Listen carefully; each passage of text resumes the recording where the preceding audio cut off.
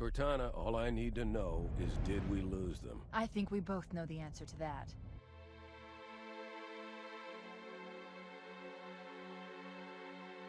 Halo Combat Evolved, the start of a franchise that has affected the lives of millions. One of the most iconic games in the history of gaming. The campaign is one of the most beloved in the entire Halo series. However, not every mission is created equal. I'm going to rank every mission in the game from worst to best. The criteria I'm using are fun, design, story, and aesthetics. However, I'm not using a scoring system, rather a general combination of all factors. A few more things to note, the game is not receiving demerits for being over 20 years old. I'm not taking the Anniversary Edition into consideration. These are all my personal opinions, so please don't get mad at me. And most importantly, just because a mission is at the bottom of the list, it doesn't mean it's a terrible mission. It's just that other missions are better. Welcome to every Halo Combat Evolved mission ranked from worst to best.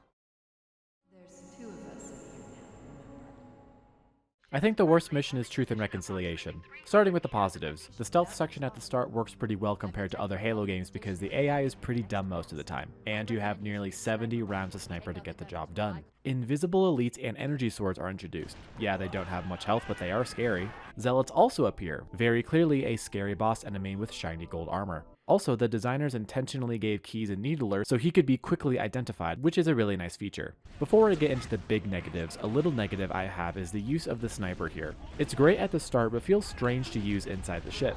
The hell am I supposed to do with this inside a Covenant ship? It's the only power weapon on the map, and there's plenty of ammo to find, so you're encouraged to keep using it, even more so because this is the only mission in the game without a magnum. The big negative I have has to do largely with the context of the mission order. Before this, Halo is a wide open valley. After this, Silent Cartographer is a fully explorable island, and after that, Assault on the Control Room is huge. Truth and Rec is very tiny. All the aforementioned levels, including Pillar of Autumn, have lots of exploration. Truth and Rec is a railroaded experience where you're just looking for the one door that isn't locked in a series of endless and identical hallways. The only extra exploration you can do is finding the obvious camo in the canyons, the barely hidden UNSC corpses, and the extra brig. I'm aware that the Pillar of Autumn shares these traits, but the two big differences are, it's the tutorial mission, so I can excuse that, and there's tons of room for tactical maneuvering, using side hallways to flank enemies and stealth attacks in the vents. Truth and Rec has one way to move, and that's it. Lastly, escorting Keyes just sucks. He's dumb as bricks and has very little health. It's a cool idea to board an enemy ship, and learning about Halo is a wonderful moment. I just find the rest to be a chore.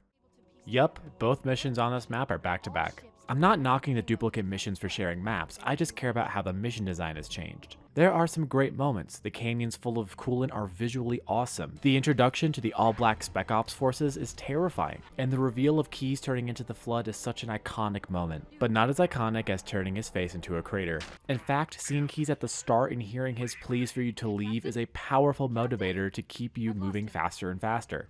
My problem is that the mission, once back inside the ship, is the exact same as Truth and Rec. Start in the grav lift room, move to the vehicle depot area, move to the hangar, move to the bridge, then go back to the hangar. The map is still a railroad. It seems like there are more hallways to explore, but those are just flood spawners in disguise. The only cool thing I found while exploring is the hallway between the grav lift room and the vehicle depot has evidence of a big battle, and that's kinda cool. Also, the map itself doesn't make much sense. It's impossible to spawn next to the bridge, then move to the bottom floor of the hangar without changing an elevation. Also, you go through the right door at the top of the hangar to reach the bridge and not the left door. Sure, this could be a different hangar bay, but we know it's not. I never noticed this until now, but the Banshee at the end definitely doesn't make the right sound effects. The level just isn't a big enough departure from Truth and Rec to make it unique gameplay-wise. In fact, 2 Betrayals and the Maw at least changed the lighting conditions, but Keyes is once again at night. Most of the difficulty comes from nearly infinite respawning Flood, and I just think that's a cheap way to inflate difficulty. Really, the only reason why this is ranked above Truth and Rec is because I find the combat to be a bit more engaging. Perhaps my opinion would change if they kept the original way you get Keyes' neural implant. You were supposed to burn it out of his skull with a flamethrower, but it was cut from the game. They did model Keyes' burnt head, though the designer, quote, done his work too well, which is both a terrifying implication and also an amazing one at the same time. Yeah, I still don't know what the two betrayals in this mission are. It's probably the reveal of what Halo's true purpose is and then Guilty Spark turning on you, both of which are beautifully executed. There's a certain epicness to the map being a 4-way fight and forcing you to tackle the mission without the power of the Scorpion, increasing the difficulty and stressing your tactical knowledge, all aided by the lighting being significantly darker. Two Betrayals takes the map from Control Room and plays it in reverse, adding 3 identical pulse generator platforms and removing the very beginning of the level. It's very cute to run through the map following the opposite direction of the arrows that originally led you. However, my big gripe is that not much is done to differentiate the map and lots of exploration was removed. The ditch of the control room strut, the 2 ruins that lead to the rock bridge outside the control room, the edges of the underground bridge area, and most of the outdoor space is totally empty. The pillar room in the second valley has 2 corpses and a health pack, and that's it. You were rewarded for exploring the original level, but here you're punished by wasting your time. Also, the room structures are all the same, and a couple have neat explosion effects that spawn flood, but it's still the same story of easily skipping these rooms. I'm not sure if this is a positive or a negative, but the ending battle is brutal. Massive combat forms, hunters, 2 wraiths, shades, a zealot, and stealth elites hunt you wherever you hide. The Flood don't do a great job of thinning the herd, and you don't have many resources to fight unless you want to backtrack to the previous encounter to grab a different power weapon, but no matter what loadout you bring, you'll wish you brought a different gun. It's probably one of the hardest encounters in the game, let alone the whole series. If the level had more exploration, it'd be higher on the list, but it's a step down from Assault in the Control Room.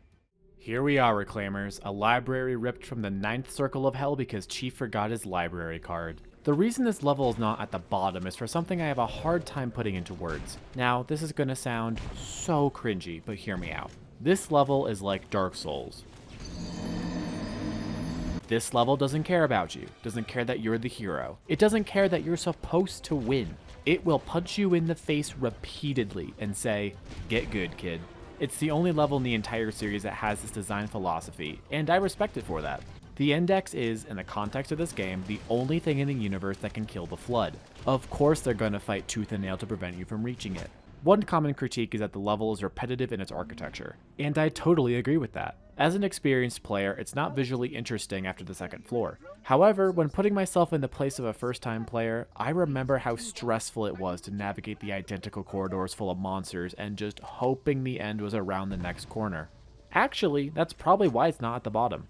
I have never felt more stressed than when I'm blasting through these hallways, twitch shooting like it's Doom, using every scrap of ammo and cover that I can find, listening to Spark hum along happily. This mission doesn't respect me, but I respect it for doing to my brain only what Halo 2 Legendary can accomplish. The library deserves its spot as one of the most notorious levels in Halo history, but I don't think it deserves all the hate it receives.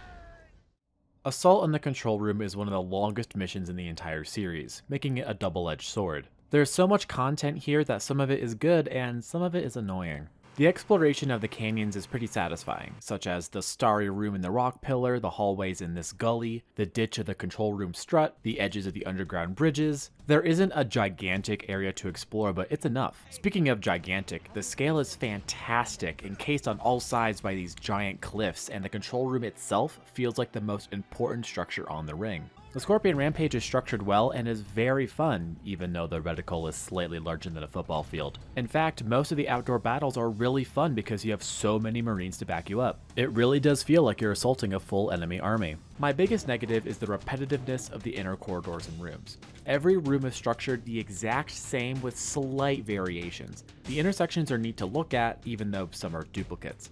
I find these boring because you can just run along the edges and skip most of the encounters entirely. The notable battles involve the stealthy sections and the hunters. Otherwise, they all blend together and is kinda bland.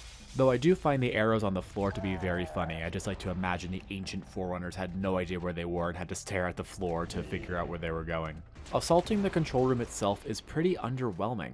There are proportionally few enemies compared to how massive the structure is, though the surprise army inside the control room door is a very fun fight. All in all, this is a solid and really fun mission held back by the indoor sections. Oh, and before I forget, this mission has one of my favorite Easter eggs, the Siege of Madrigal.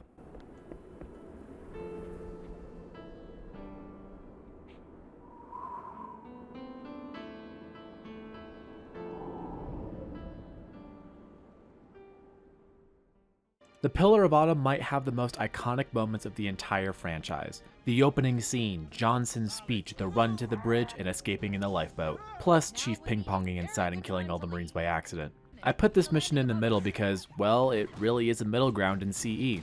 It's limited in scope and design by virtue of it being the tutorial mission, but that didn't stop it from being a truly solid level. The mission is limited in that you only fight grunts and elites, there are no power weapons, no vehicles, and the design is railroaded. However, like I said before, I excuse this because it's a tutorial.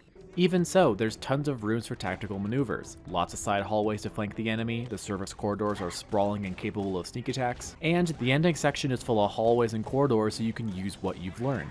Speaking of, the tutorial itself is fantastic compared to the rest of the series. The beginning is dreadful to be sure, but it seamlessly teaches you to jump, crouch, fire weapons, melee, find power-ups, and throw grenades. And the whole thing is skipped when playing on Heroic or Legendary, a wonderful quality of life feature. It also introduces the Magnum, the greatest weapon in the franchise, which is probably the only thing the fanbase can agree on. I mean, once you get that big iron, it never leaves your hip for the entire campaign.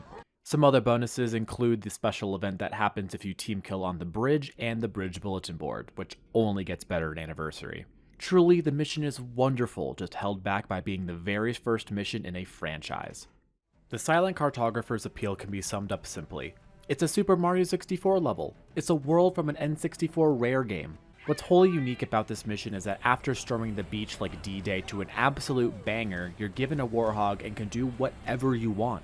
It's one of the few missions where nobody harps on you for idling around or wasting time. I mean, yeah, there isn't a lot of stuff to do, but being given the option for the first time to just explore is so magical. You can either drive to the cartographer, get locked out, drive to the security station, then loop back around to the cartographer, or you can just drive backwards to the security station and skip the first step. It's hard to describe exactly what makes Silent Cartographer special, but I think the following fact helps. This map was built to be the sandbox testbed for different assets in the game, then was turned into a mission. This sandbox concept runs deep in the veins of this mission because it's just so much fun to goof off here. Driving around the island itself is fun. You can drive through the ocean like a submarine. You can spend way too much time going for this one speedrun glitch in the cartographer itself, or you can spend hours creating the most legendary Halo video ever made. This level isn't closer to the top because it's just pure fun. Not much lore happens, it's really just moving from point A to B to A, or from B to A, or it's just a simple mission design. But regardless, it's one of the most memorable beach vacations Halo has ever seen.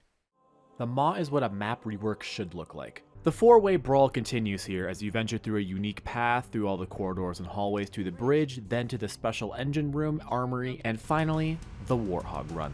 Of the three backtracking missions, this one is the pinnacle of making the map feel like a different experience. Fighting enemies in this claustrophobic area makes the combat loop just feel different. Close quarters hunters, intimidating black elites, grunts with fuel rods, and sentinels at eye level. There's so much to talk about with this mission. The engine room feels like a comfortable puzzle of navigating the room with the ability to leave and get more ammo. Camo Flood appears for the first and only time, Spark taunts you, the Rex Easter egg, the Thirsty Grunt Easter egg.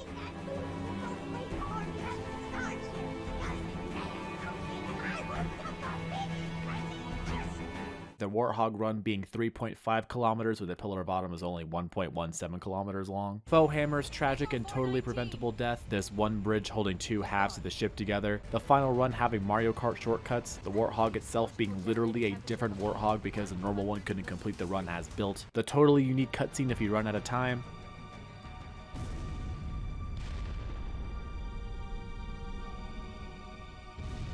the engines count as brute kills in the MCC for some reason, and, of course, the 100% canon legendary ending. Oh, this is it, baby. Hold me. There is so much to touch on. The Maw just feels complete, ending the game where it all started. A fantastic end to a great game. Chief? Chief, can you hear me? At last. Are you all right? Can you move? Yeah, there's the impact. There's nothing we can... When you first saw Halo, were you blinded by its majesty? I've heard so many stories of people experiencing this level for the first time, being amazed at the skybox and scale of the game. The ring extends into the horizon in both directions and meets miles and miles above you. You are on a ring, a wholly unique environment. I do wish I could have played this game when it first released. The story is rescuing Marines or whatever, but the reason why this is the second best mission is because of the scale. The landscape is massive. The Forerunner structures are monolithic. The cave that's not a natural formation is huge. The horizon feels like it goes on forever. The biome feels like Earth, however, alien buildings dot the landscape, shooting mysterious bolts of energy into the sky. It feels comfortable, yet uncanny, mysterious, yet familiar. It's the perfect introduction to Halo, both the superstructure and the series. It also encourages exploration. You can tackle the stranded Marine squads in any order, and you can take any path to get there. And enemies dot the central valley after each squad is picked up. This map feels like Shadow of the Colossus because while it's huge, there aren't a lot of items to find. It's exploring for the sake of exploring. I don't have much else to say here. I highly recommend booting up the game and just admiring the landscape here. And keep on the original graphics. There simply isn't anything like it. When you locate Captain Keyes, radio in, and I'll come pick you up. Left alone in a foggy swamp, greeted by a crashed pelican, a distress call plays. It's hard to hear, but it doesn't sound good. An explosion in the distance. A crashed spirit. Radar indicates friendlies in the distance. But why are they running away? The fog is thick. You can't see the ring. And there's something in the distance.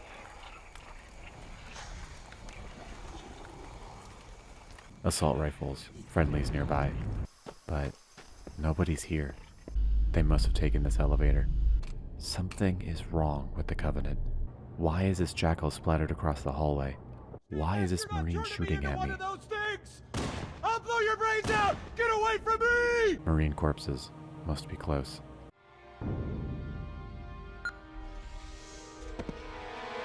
Another Marine. What does his helmet cam show?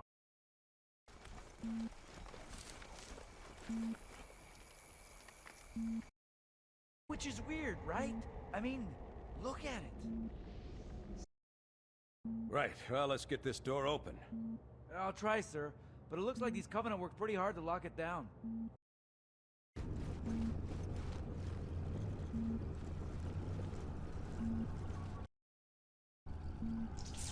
What is that? Where's that coming from, Mendoza? I don't... There! Mira! Sergeant, we're surrounded. God damn it, Jenkins! Fire your weapon!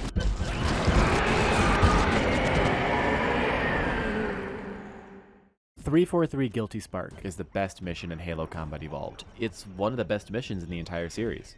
The suspense, the setup, the execution of revealing the Flood is masterful. Before here, you have never seen a destroyed spirit. The Covenant have never acted like this. It's all so uncomfortable and unfamiliar, only amplified by the lack of music and the lack of anyone talking in your ear. It's the first time you have true silence. The inner architecture is repetitive and every room looks the same, but that only increases the stress. You're trying to escape, but you can't find your way out. I remember spending so long in these rooms trying to leave. And the sinking feeling of reaching the elevator and it only takes you farther down into hell is perfect. The blood covering the shaft is a nice touch. Speaking of, the details are perfect, like the unique elite corpse in the helmet cam video, and if you return to the first elevator it crashes and burns. We're also introduced to the best shotgun the UNSC ever produced and never made again. The ending is fantastic, finally meeting up with Marines and fighting through an infinite number of Flood to reach a mysterious spire. Mysterious flying robots come to help, and you're teleported around by a mysterious flying light bulb who will stick around for a long time. This swamp is why I never played Flood levels as a kid. I had to wait for a buddy to play co-op with me because I was too scared to take it on. Never before have I felt such fear and dread, and I've yet to feel it since.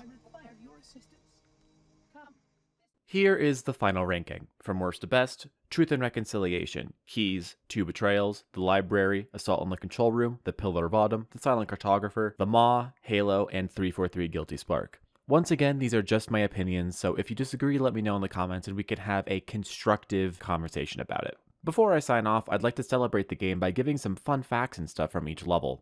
In The Pillar of Autumn, the anniversary graphics show Blue Team's Linda in critical condition in the cryo area. Halo has a fun bug where if you go on foot to get the How Pedestrian achievement, some voice lines and music doesn't play correctly. Truth and Reconciliation has several spots where you can hear unique ambiance, like in the second canyon area under this rock ceiling.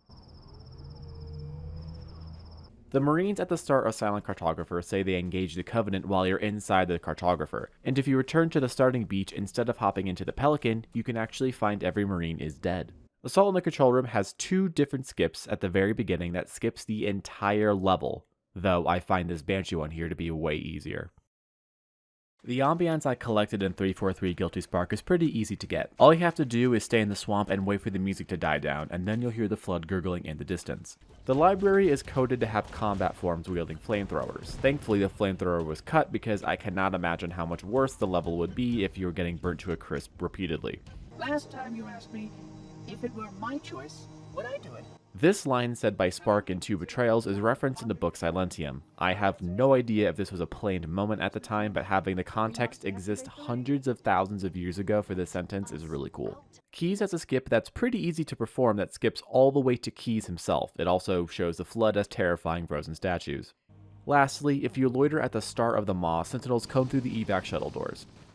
One last thing. I love Halo. I'm making these videos because I love Halo with my whole heart. I believe that truly loving something means being able to point out the strange or jank aspects of it. Despite the inflammatory title, I want this video and all my future content to be celebrations of Halo, because I believe a lot of fans have lost the ability to celebrate what we love about the games. Next time you get angry about Halo news, take a breath and remember why you love this universe in the first place. Thanks for watching.